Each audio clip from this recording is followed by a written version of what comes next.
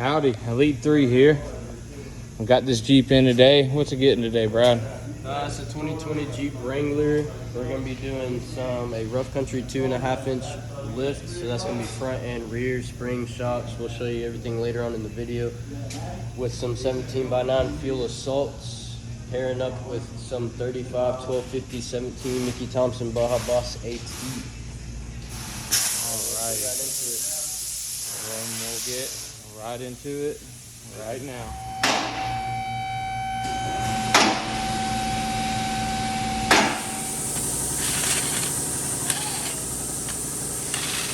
Bryce, go ahead and explain the kit for everybody. So it's a rough country 2.5-inch kit. We got the front springs right here. Alright, we got new front shocks, new rear springs, new rear shocks, and then front and rear sway bar end links. So pretty self-explanatory. Not much to it. So what do we all got to take out to get that stuff in there? So right off the bat, we're gonna need to disconnect the end links in the front. But like we said in our other videos, we need to disconnect all the ABS lines first. We need to take this vent tube off this, go ahead and unplug this 4x4 actuator, go ahead and unplug this, or unbolt this brake line, undo all these ABS lines all the way up through here, take this bracket off. We'll take the track bar off. That'll allow us to drop the diff down to get the springs out. Obviously we'll have to take the shocks off before we drop the diff down, so we'll keep y'all in tune as we get going along with this thing. Alright. Okay guys, so we got Ulysses. He's already done mounted up these wheels and tires. We didn't get that in the video, trying to save a little time, trying to crunch time on this thing a little bit, but we got some 17-inch fuel assaults with the Mickey Thompsons here, and these are 35, 12, 50, 17, and these are the Baja Boss ATs. So you see, take this nut off the brake line on the lower control arm. I'm gonna go to the other side and do the same thing. Taking this 10 mil off for the brake line on the frame. All right, next I got this panel popper, and I'm going to be disconnecting these lines that go to the 4x4 actuator. That way we can have more slack for when we drop this diff down. It'll give us enough clearance to where we're not stretching anything and messing anything up.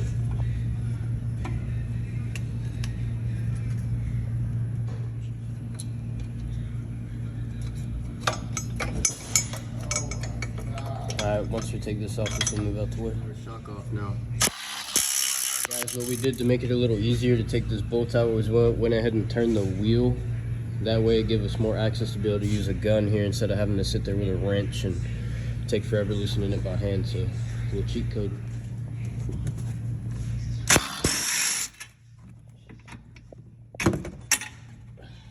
Discard these. We're gonna take out the sway bar end links. We just got the shocks out.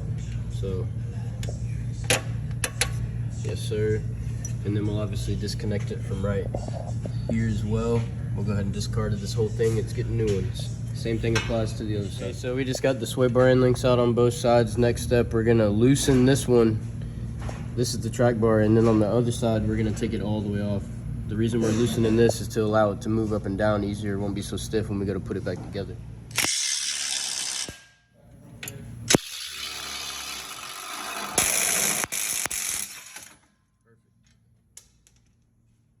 Okay guys, so now that we got the ABS all disconnected on both sides, the brake lines on both sides, we got the sway bar end links off, we got the shocks off, we got the track bar disconnected. Now we're actually able to, and we also disconnect the vent tube, don't forget to do that. So now we can actually drop the diff down and start pulling these springs out. Okay, now that we got this diff lowered down, notice how nothing's stretched, everything's got slack. That's why you always want to disconnect that stuff. So now we can just pull these springs right on out. Boom, discard these. Got new ones coming in. Same thing applies to this side. Just like that. All right, guys, y'all saw we just got the old springs out, putting the new ones in. Go ahead and slide that up there like that. Now, obviously, we're gonna have to jack up the diff some, but you see the bottom of this spring? You're gonna line it up with this bump stop on this, lower isolator. So for now, it'll just kind of rest right there until we jack up the diff and get everything tightened up. So we finally got this side in and the other side. Just be careful and proceed with caution. It's not like anything too crazy. Just make sure that stays lined up and the isolator has two little tabs in the upper part that pokes to the top where it comes through. Just make sure all that stays lined up when you're putting everything in. So now next step is we'll go ahead and put this track bar, we'll go ahead and put it back in place. So an easy way to get the track bar back into place is to actually ratchet strap it from a point on the frame, a point on the frame to the point on the axle. When you ratchet strap it, it'll pull it together and you should be able to line it right up into this hole. Then we'll have to rip it. Bolt in there, as you can see, by using the ratchet strap like I showed you in the last clip. At this point, you want to go ahead and tighten those two bolts back up. That way you don't have to worry about it. So now, using the factory hardware, we're going to put in the new shocks. Same way the old ones came out. Okay, so when you're putting in this lower shock, you obviously have to compress it up, get your bolt in. Before you do that, make sure you have this thing, which is the brake line for the ABS, and then the caliper. Make sure you have this already lined up in here. That way you're not sitting here trying to wrestle with it, trying to get it in the slot while the shock's already in there.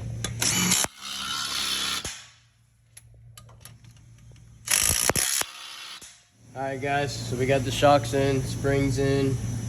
We just got the end links back in. These are obviously the ones Rough Country provided. Factory hardware at the bottom, aftermarket hardware at the top. We got the all the brake lines reconnected, the vent tube, the 4x4 actuator over here. Everything's reconnected, track bars in, everything's good. Just plug this vent tube in real quick, just like that. Simple as that. Front's done, onto the back. Front done, now it's onto the back.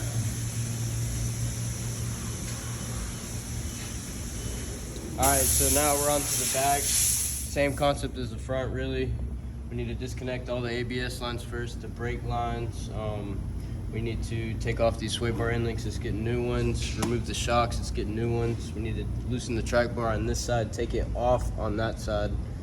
Same concept as the front, drop the diff down, pull the springs out. So the first thing we did was took this brake line off. It's gonna be a 10 mil right here. Did that on both sides. All right, then we took the sway bar end links off. That's gonna be a 18 millimeter top and bottom. Bottom's gonna be a nut and a bolt. After that, we took off these shocks. So that's on both sides. Now, Pittman's gonna loosen the track bar on this side. Just a loosen? He's just gonna loosen it. And then on the other side, he's going to take it all the way off right here. That'll allow the diff to drop down as much as we need to get the springs all the way out. So, yep. Okay, so now that we got everything disconnected, I'm just gonna drop this diff down enough to pull these springs out. Both sides, boom. All right. Same thing on this side. Oh, down more.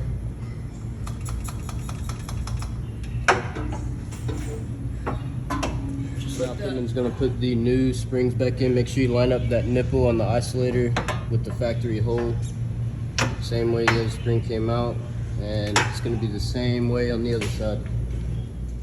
All right, so we got the new springs in. We got them compressed just a little bit, enough to keep them in there. Next, we're gonna reinstall everything in reverse. So the track bar, we're gonna be putting on these Rough Country provided end links with new hardware, and then those are the new rear shocks that Rough Country obviously provided. And we'll keep y'all in tune as we go through it.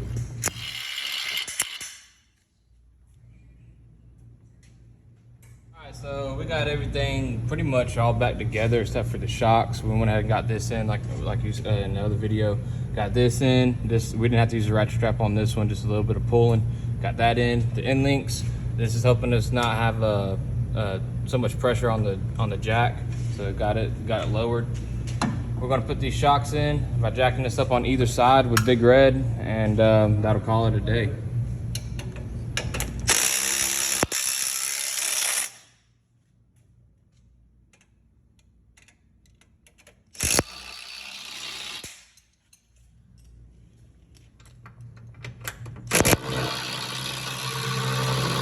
All right, so at this point, folks, we got everything all done. We got the shocks in, the new sway links in, the new springs.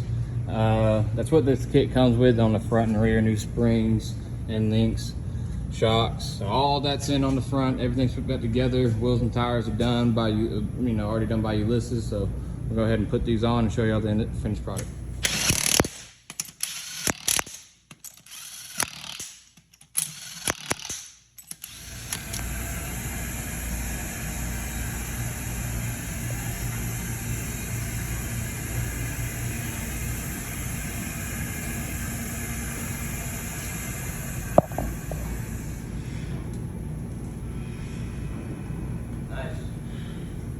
Oh yeah, it's sitting nice.